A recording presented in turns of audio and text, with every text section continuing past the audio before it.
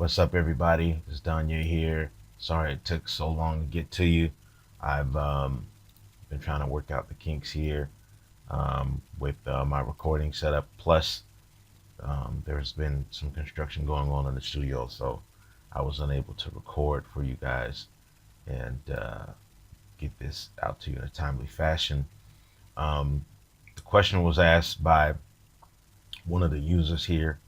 I believe it was Kevin that wanted to know how I mix vocals, and I purposely didn't put a video up simply because everyone's approach is so vast and so different.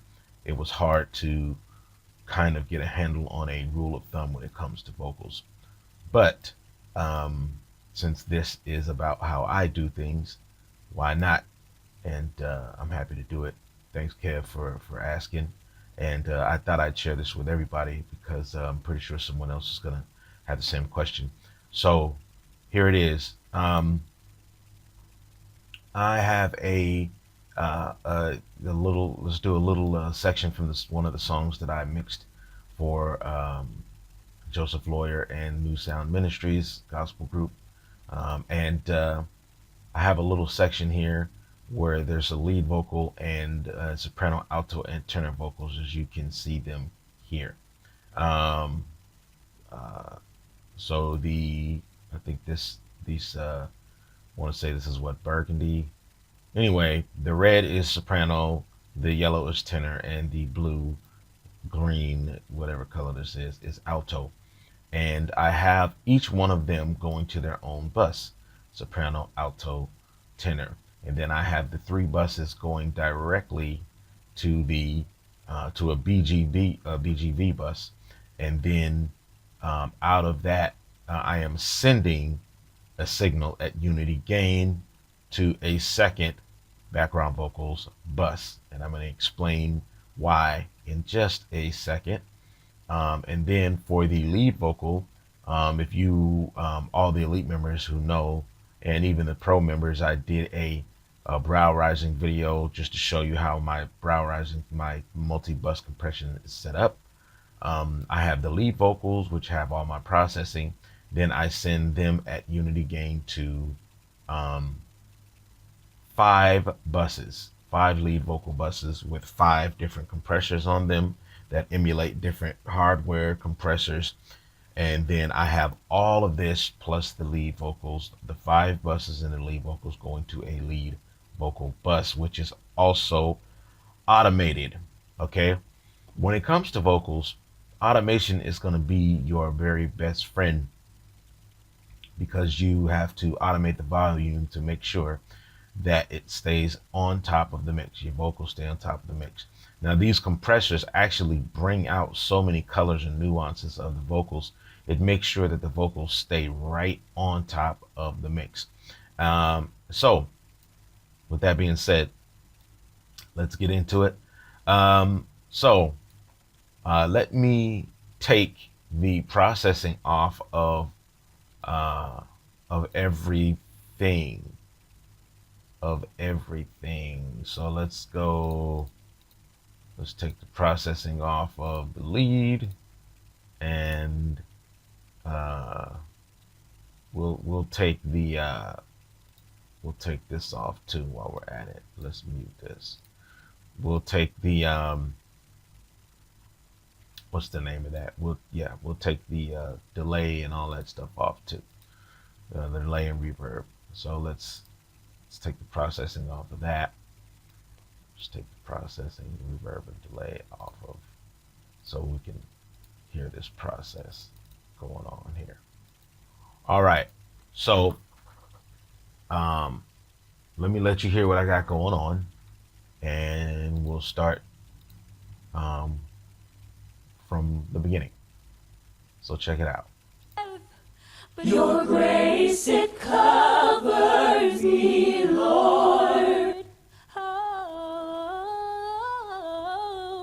you gave me another chance when I didn't deserve it, no. All right. So this is what we got. So let's deal with the background vocals first. On each of these, the reason why I don't,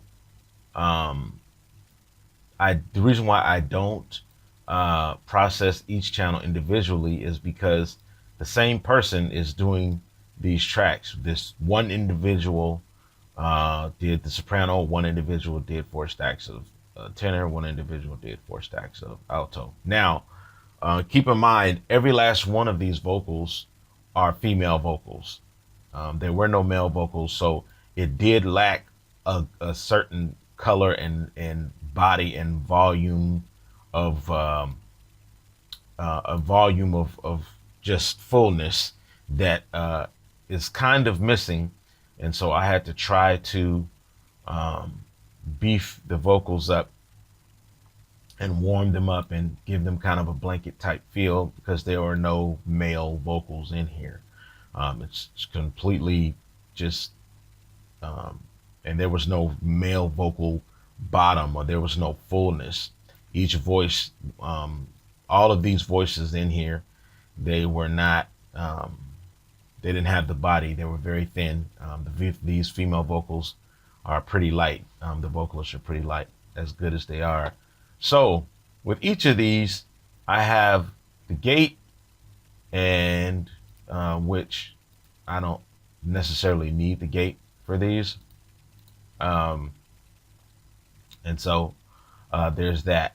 I have an HEQ. This is from Waves, and I just rolled off the low end all the way to right around 200, just to get rid of that low end frequency we don't need. They recorded vocals in a fairly rectangular room, and so there was a lot of low end frequency. The room wasn't treated. Also, I have the CLA, Chris Lord-Alge vocals plugin by Waves. This is like so dope. This is your moneymaker. This is your moneymaker plugin. So don't be afraid to invest in this if you do vocal recording. This plugin allows you to load up presets and start from, a certain spot. You can tweak. It has your reverb, your delay, your spreader. It has your EQ, your basic EQ, bass and treble, which covers a certain range depending on the setting you pick.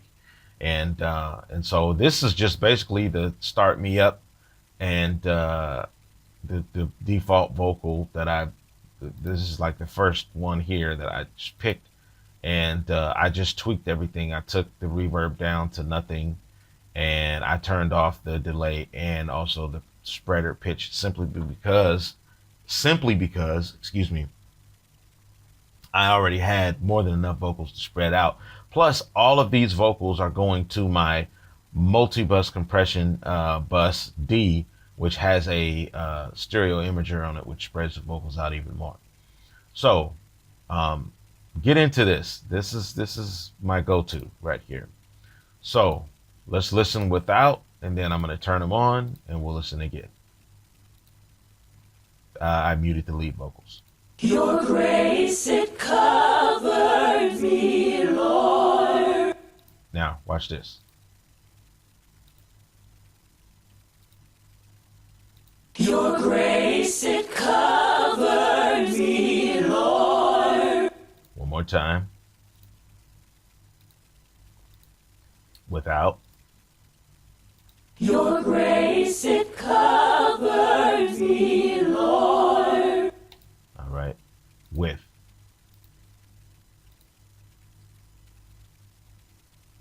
Here we go. Your grace, it covers me, Lord. Okay, different color. A little more clear. Adds presence to the vocals. You can hear the light compression and all of that. It's just kind of luscious everything up.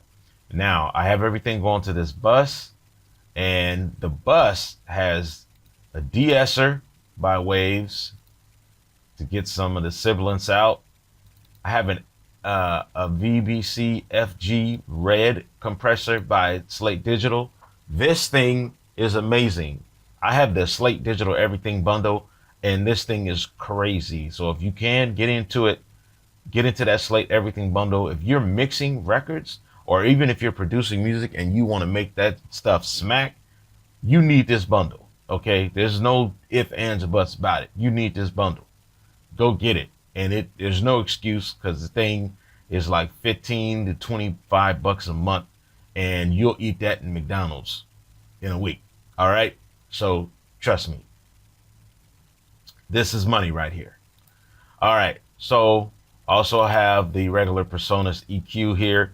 I boosted the levels at about 2K just to keep some of the warmth in the body of it. Like I said, there were no tenors. There were no male tenors. I really had wished there was a group track of these vocals, but there weren't. So I had to work with what I was given.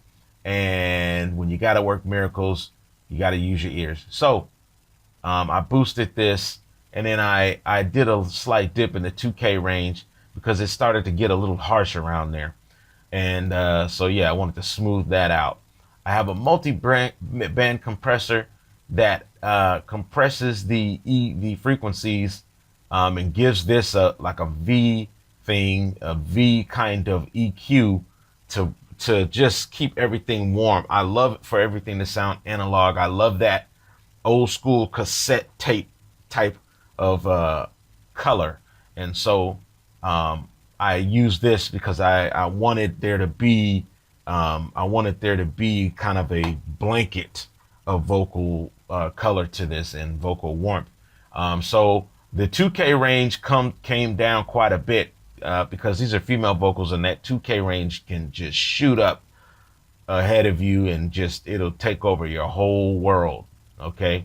Then I have the vocal writer on here, and this helps me kind of keep a gauge on the level of the vocals, and it keeps the vocals within range. So it's kind of like automation, which you can automate, but I just use it to keep the vocals from getting out of control. So when they're low, the fader shoots up.